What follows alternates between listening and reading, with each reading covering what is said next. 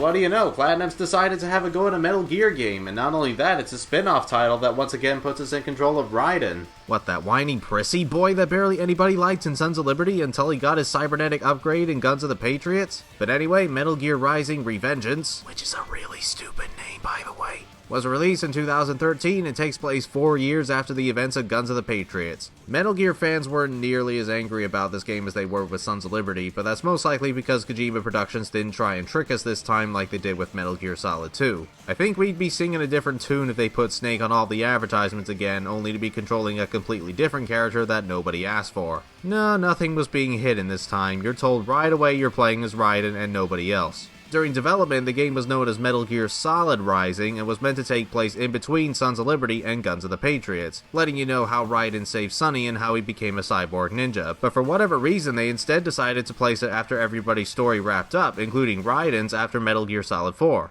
To give away a spoiler from that game, during one of the many endings, Raiden was back in his normal body and was visited by Rose and his new son. And after he finds out that he's a father and his son doesn't seem scared of him, Raiden vowed to never leave them again. Well, here he is, doing his usual ninja business like he didn't even make a promise at all. In fact, Rose and their son never make an appearance in this game because reasons. They're in New Zealand.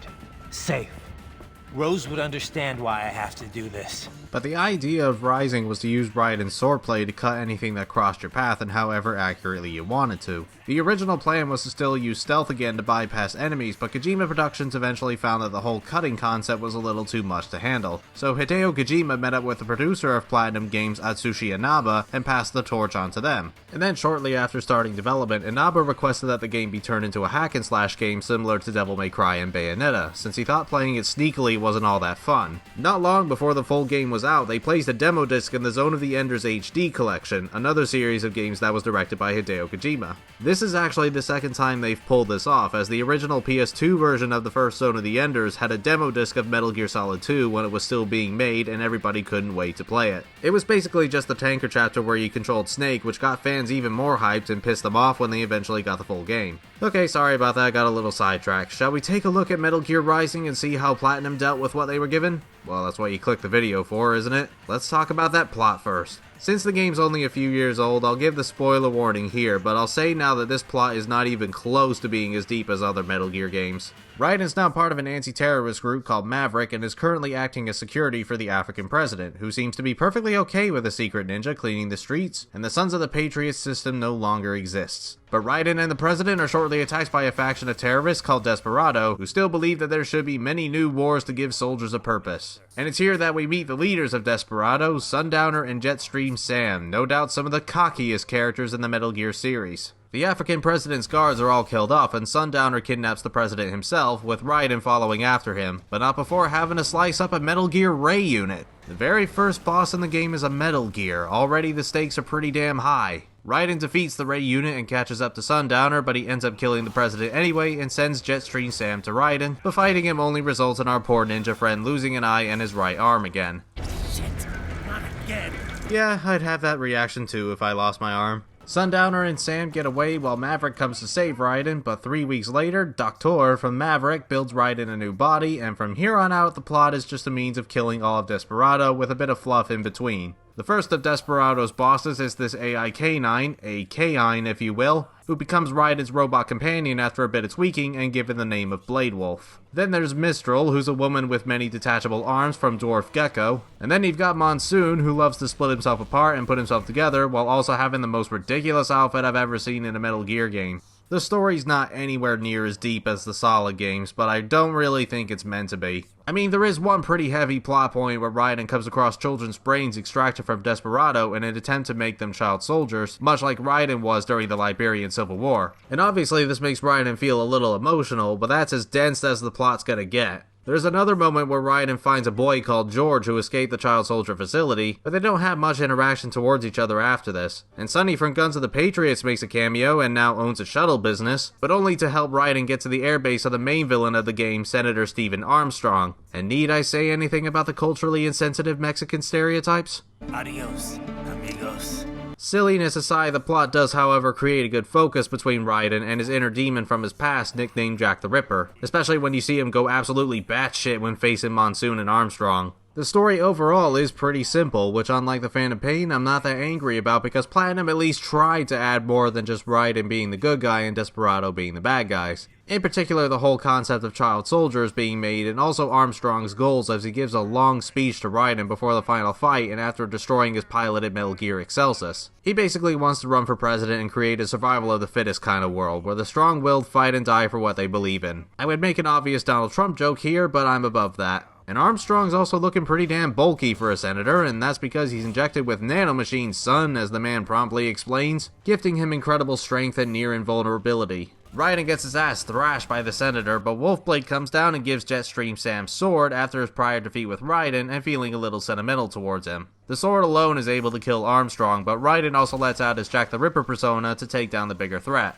Armstrong's dead, the children's brains have been recovered, and Raiden decides not to be with Maverick and fight his own war. Phew, I don't think I've ever had an easier time summarizing a Metal Gear story. Everything's crystal clear here, and while this game does love to chat, as is traditional with the series, it's a fairly basic story and one that works fine. It's not trying to be like the Metal Gear Solid games in terms of depth, it's being its own thing. After all, that's what a spin-off is supposed to do. To an extent, I can understand that this is a bit too basic and too silly for Metal Gear fans to enjoy, but I personally don't think it needs a complicated plot to be enjoyable. My problem with The Phantom Pain was that the story had so little focus and so few cutscenes to tell that story that the game acted like it didn't care about the story. With Rising, as I said before, you can tell that it's at least trying to tell a good story while also entertaining you and just being fun. And that makes a good transition to talk about the gameplay. Much like Bayonetta, what we have here is a hack and slasher where you chain together light and heavy attacks to show off your skills and get the best rank you can to earn you more currency, which thankfully, unlike Bayonetta, is a lot more fair. There wasn't a moment where Raiden didn't respond to my commands, and doing a no-hit run feels perfectly capable. Except when enemies with guns come into play, then it's nearly impossible. It's not flawless by any means, but I've had a much easier time with this game than I did with Bayonetta, and as a result, is more fun to me. Every time I lost the pure platinum ranking in Bayonetta for some bullshit reason, I let out so much rage and grit my teeth. But with Metal Gear Rising, I only get slightly annoyed, but I know I'm able to do better. And it especially helps when using the Zandatsu mechanic, where Raiden can slow down time and cut enemies however the player wants to at any angle. It doesn't last forever though, but it's very easy to instantly replenish it by taking out enemies' gooey spines if you slice them just right. And you can also use the currency you gain to permanently improve the length of Zandatsu, as well as increasing your maximum health and new moves you can let Raiden perform. I'd go for the health if you can, because you're gonna need it if you plan to master the art of parrying, which is Rising's only means of defending yourself, aside from pressing the light attack and jump buttons to roll out of the way, which I didn't find out until after buying the DLC. Using the ninja run to automatically hurtle over obstacles and deflect gunshots help too, but parrying is essential if you want to survive and get the S ranks after every battle. The way you do it is by holding the left analog stick in the direction of the enemy's attack, then pressing the light attack button to change to a parrying stance, and if you parry just before the attack hits you, Raiden can then do a counter attack that's followed by Zandatsu to dish out the pain.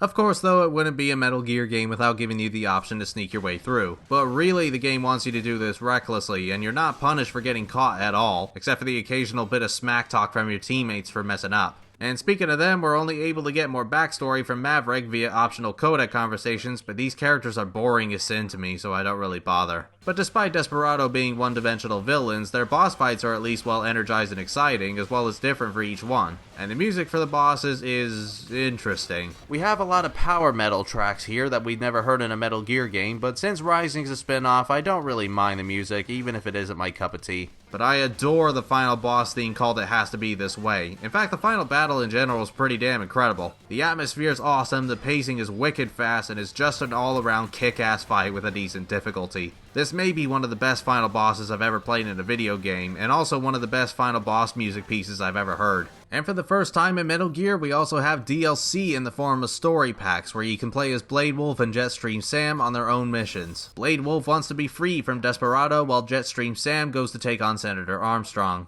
Blade Wolf is definitely a bit more focused on stealth for any hardcore Metal Gear Solid enthusiasts, on top of some platforming during the opening VR missions. Sam, on the other hand, mainly trudges through the same terrain that Raiden did, with some recycled bosses thrown in for good measure, minus Armstrong himself. It's honestly rather disappointing because Sam himself plays pretty well, not as good as Raiden in my opinion, but I prefer him to Blade Wolf, who's a bit too slow for my liking in a spectacle fighter, and you have to fight a brand new exclusive boss with him. Both bits of DLC have their pros and cons, but they're overall waste of time unless you really want to play as either of these characters, and for the price they asked for on the PSN store, I expected a lot more depth. So that's pretty much it. That's all I have to say about Metal Gear Rising. It's only a 5 to 6 hour game sadly, but you can always play the numerous amount of VR missions you unlock by locating these terminals in the story. Like I said though, this may turn off some hardcore Metal Gear fans for being too radically different and nowhere near as immense as the Solid games. However, cutting down enemies is tremendously satisfying, and Metal Gear Rising overall just feels like the Grey Fox missions we never got in VR missions on the PlayStation 1.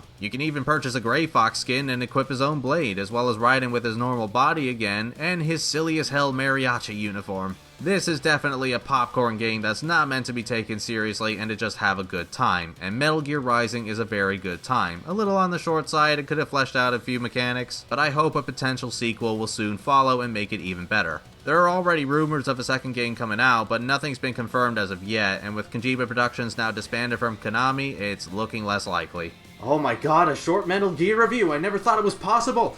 Perhaps this is a sign that other Metal Gear reviews won't be so long. Okay, just let me have this moment. Anyway, we're going to take a break from Platinum Games for a bit and move on to something else completely unrelated. In fact, not too long ago, a brand new game came out for a certain elf, and it was in development for quite some time. We're going to take a breath at The Legend of Zelda Breath of the Wild. This one's definitely going to take me some time, especially since I'm also moving again. But I'll get it done as soon as possible, and I will see you guys later.